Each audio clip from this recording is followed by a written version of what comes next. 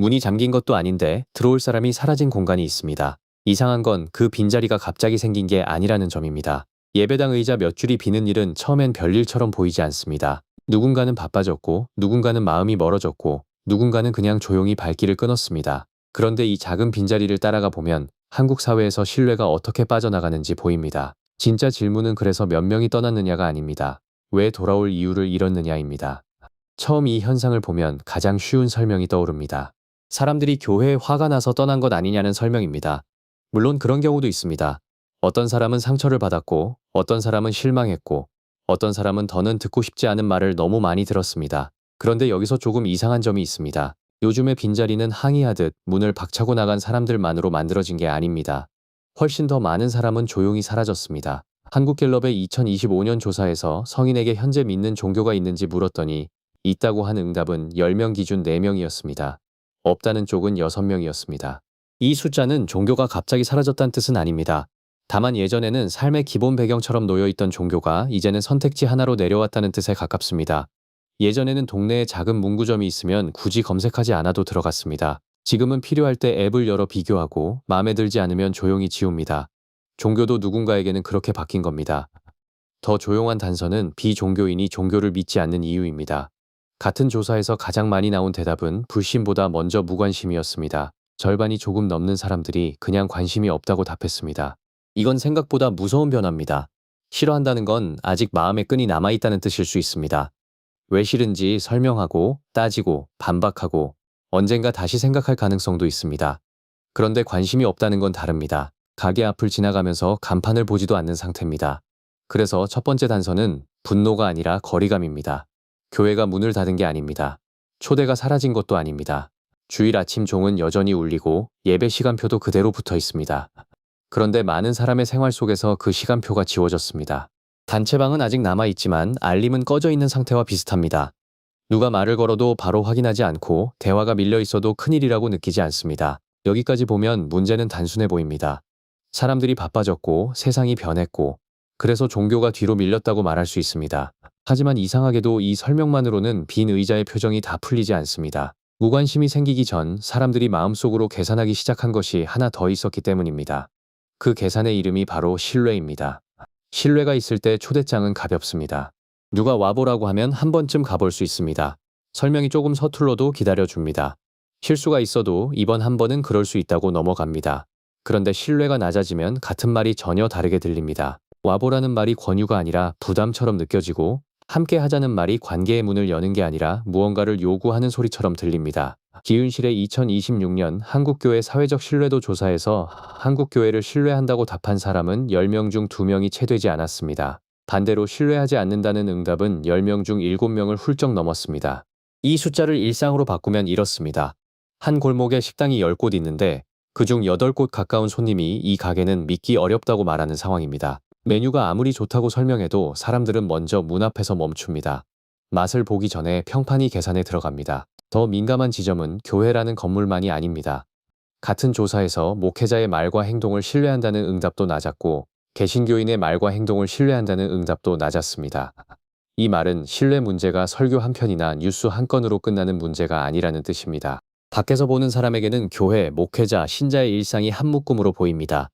교회가 아무리 사랑을 말해도 가까운 자리에서 만난 신자의 말투가 배타적이면 그 사람에게는 그 말투가 교회의 얼굴이 됩니다. 여기서 조심해야 할 점이 있습니다. 이 수치는 모든 교회가 그렇다거나 모든 신자가 그렇다는 뜻이 아닙니다. 조용히 봉사하고 약한 사람을 돌보고 자기 삶으로 믿음을 지키는 사람들도 분명히 있습니다. 문제는 좋은 예외가 많아도 전체 평판이 무너지면 사람들은 예외를 찾기 전에 발을 뺀다는 겁니다.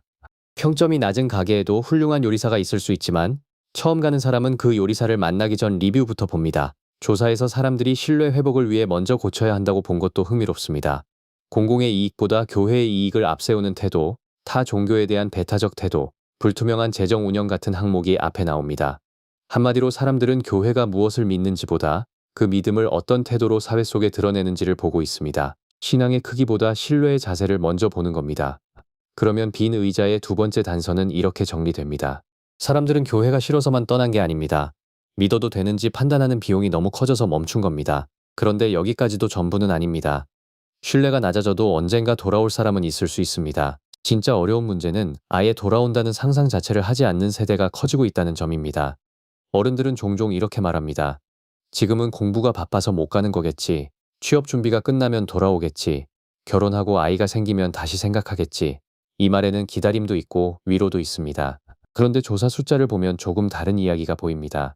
젊은 세대는 잠시 밖에 나가 있는 것이 아니라 애초에 교회를 인생의 기본 선택지로 두지 않는 쪽에 가까워지고 있습니다. 한국 리서치의 2024년 종교인식 조사에서 18살부터 29살까지의 사람들 가운데 믿는 종교가 없다고 답한 비율은 10명 중 거의 7명이었습니다. 교실 한 반을 떠올려 보면 더 잘 보입니다.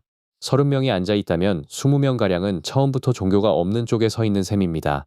그중 일부는 교회를 싫어해서가 아니라 교회가 자기 삶의 언어를 설명해 주는 곳이라고 느낀 적이 없는 사람들입니다. 갤럽의 장기조사도 같은 방향을 보여줍니다. 2004년에는 20대 가운데 종교를 믿는 사람이 거의 둘 중 하나에 가까웠습니다. 그런데 2025년에는 넷 중 하나 정도로 내려왔습니다. 이것은 단순히 주말 일정이 바빠졌다는 얘기가 아닙니다. 삶을 이해하는 지도에서 종교의 위치가 달라졌다는 뜻입니다.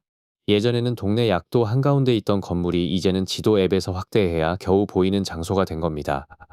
이 변화가 교회에 더 크게 느껴지는 이유는 나이 구조 때문입니다. 한국 리서치 조사에서 개신교 신자 가운데 60살 이상이 차지하는 비중은 10명 중 4명을 넘었습니다. 이것을 예배당으로 바꿔보면 한 줄에 앉은 사람들 가운데 상당수가 이미 중장년 이후 세대라는 뜻입니다. 물론 나이가 많다는 것이 문제는 아닙니다. 문제는 다음 줄을 채울 사람들이 충분히 들어오지 않는다는 데 있습니다. 앞줄의 신앙은 뜨겁지만 뒤쪽 문으로 들어오는 발걸음은 줄어드는 구조입니다. 젊은 세대가 교회를 떠나는 이유를 너무 쉽게 반항으로만 보면 중요한 장면을 놓칩니다. 반항은 관계가 있을 때 생깁니다.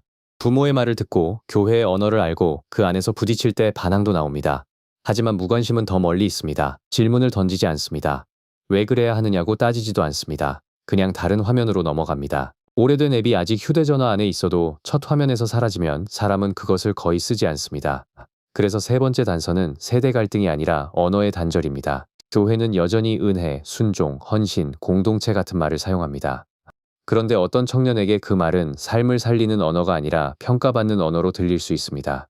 힘들다고 말했는데 믿음이 약하다는 답을 듣고 질문했는데 의심하지 말라는 답을 들으면 그 사람은 어느 순간 질문을 접습니다. 그리고 질문이 사라진 자리에는 출석부보다 먼저 침묵이 쌓입니다. 그런데 여기서 더 낯선 단서가 하나 남아 있습니다. 교회 밖에 있는 사람만 멀어진 게 아닙니다. 스스로는 여전히 믿는다고 말하면서도 교회에는 가지 않는 사람들이 늘고 있습니다. 이 사람들은 이 현상을 더 복잡하게 만듭니다. 믿음은 남아있는데 발길이 끊긴 사람들입니다. 교회에 가지 않는 사람을 모두 신앙을 버린 사람으로 보면 설명이 쉬워집니다. 그런데 현실은 그렇게 단순하지 않습니다. 어떤 사람은 여전히 기도합니다. 어떤 사람은 성경을 읽습니다. 어떤 사람은 하나님에 대한 마음이 사라진 건 아니라고 말합니다. 다만 특정 교회에 다시 소속되는 일은 망설입니다. 믿음과 출석이 예전처럼 한 몸으로 붙어있지 않은 겁니다. 이런 사람들을 흔히 가난한 성도라고 부릅니다. 교회에 안 나간다는 말을 거꾸로 읽어 붙인 표현입니다. 이 표현 자체에는 여러 해석이 있지만 사회 현상으로 보면 한 가지가 선명합니다. 제도 안에 머무는 것과 믿음을 갖는 것이 분리되고 있다는 점입니다. 가족 채팅방을 나가지는 않았지만 알림을 꺼둔 사람과 비슷합니다.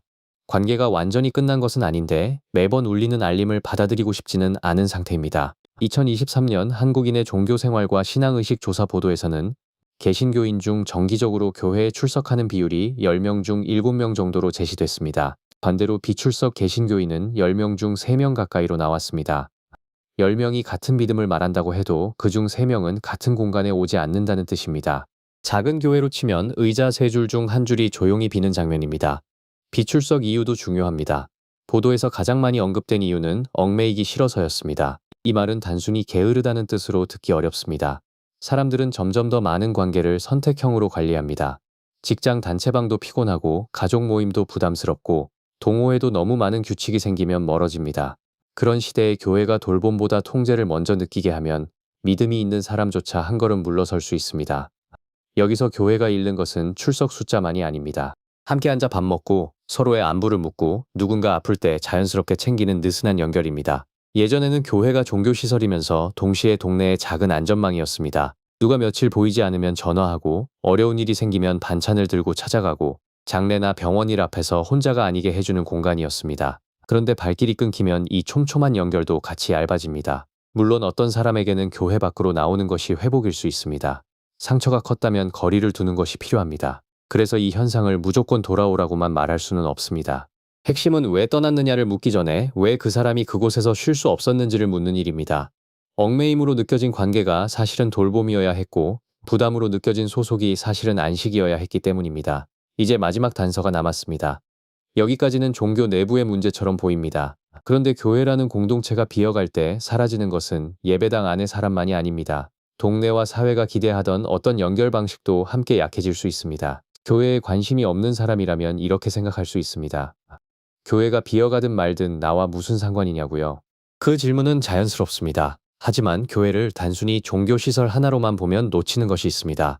한국 사회에서 교회는 오랫동안 예배 장소이면서 동시에 관계를 배우는 공간이었습니다. 누군가를 위해 시간을 내고 모르는 사람과 밥을 먹고 내일이 아닌 일에 손을 보태는 연습이 그 안에서 이루어졌습니다. 물론 교회만 그런 역할을 한 것은 아닙니다. 절도, 성당도, 동네 모임도, 시민단체도 각자의 방식으로 공동체를 만들었습니다. 다만 교회는 주마다 모이고 가까운 생활권에 있고 세대가 섞이는 경우가 많았기 때문에 한국 사회의 작은 연결망 중 하나였습니다. 그 연결망이 약해진다는 것은 믿는 사람만의 문제가 아닙니다. 골목에 있던 작은 가로등 하나가 꺼지는 것과 비슷합니다. 그 집에 사는 사람만 어두워지는 게 아니라 그 길을 지나던 사람들도 조금 더 조심스럽게 걷게 됩니다. 갤럽의 2025년 조사에서 종교가 우리 사회에 도움을 준다고 보는 응답은 예전보다 낮아졌습니다. 2014년에는 10명 중 6명이 넘게 도움을 준다고 봤지만 2025년에는 절반에 조금 못 미쳤습니다. 종교가 사회에 주던 기대가 줄어든 겁니다. 사람들은 이제 교회가 좋은 말을 많이 하는지만 보지 않습니다. 실제로 공공의 이익을 앞세우는지, 돈을 투명하게 다루는지, 다른 생각을 가진 사람을 존중하는지를 봅니다. 기윤실 조사에서 한국 교회가 더 신뢰받기 위해 가장 필요하다고 꼽힌 사회적 활동은 윤리와 도덕 실천 강화였습니다. 이건 아주 중요한 단서입니다. 사람들은 교회가 더 큰 건물을 짓기를 바라는 것이 아닙니다. 더 화려한 행사를 열기를 바라는 것도 아닙니다. 먼저 믿을 만한 태도를 보여달라고 말합니다.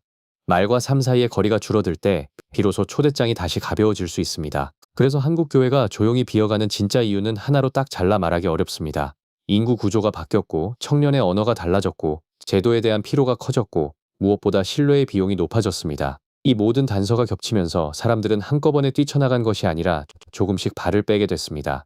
어느 날 갑자기 빈 의자가 생긴 것이 아니라 의자에 앉아야 할 이유가 하루하루 약해진 겁니다.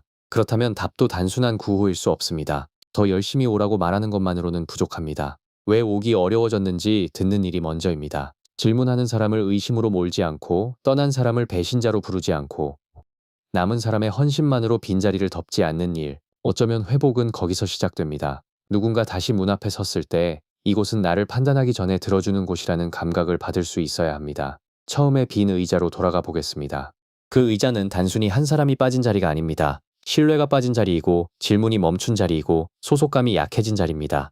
그래서 이 이야기는 특정 종교만의 몰락담으로 끝나지 않습니다. 우리 사회가 어떻게 서로를 믿고 어떻게 함께 늙어가며 어떻게 다른 생각을 가진 사람과 같은 공간에 머물 수 있는지에 관한 이야기입니다. 교회가 다시 채워질 수 있다면 그것은 숫자가 먼저 돌아와서가 아니라 신뢰가 먼저 돌아왔기 때문일 겁니다. 한국 교회가 비어가는 장면은 겉으로 보면 한 종교의 문제처럼 보입니다. 하지만 안쪽을 따라가 보면 조금 다른 그림이 나옵니다. 사람들은 분노만으로 떠난 것이 아닙니다. 관심이 줄었고 신뢰를 계산하게 됐고 젊은 세대의 언어가 달라졌고 믿음은 남았지만 소속은 부담스러운 사람들이 늘었습니다. 빈 의자는 이 모든 변화가 한 곳에 모인 결과입니다. 그래서 이 이야기를 누군가를 공격하는 결론으로 닫고 싶지는 않습니다. 오히려 조용한 질문으로 남겨야 할 것 같습니다. 사람은 언제 다시 어떤 공동체를 믿게 될까요? 아마 거창한 설명을 들었을 때가 아니라 내 질문이 무시되지 않고 내 상처가 가볍게 처리되지 않는다고 느낄 때일 겁니다. 떠난 사람을 다시 앉히는 힘도 결국 거기서 나옵니다. 설득보다 먼저 존중이 있고 규칙보다 먼저 돌봄이 있을 때 사람은 문 앞에서 한 번 더 멈춰섭니다. 그때 문은 다시 문이 됩니다. 지금 필요한 것은 더 큰 목소리가 아니라 다시 믿어도 되는 작은 장면들입니다.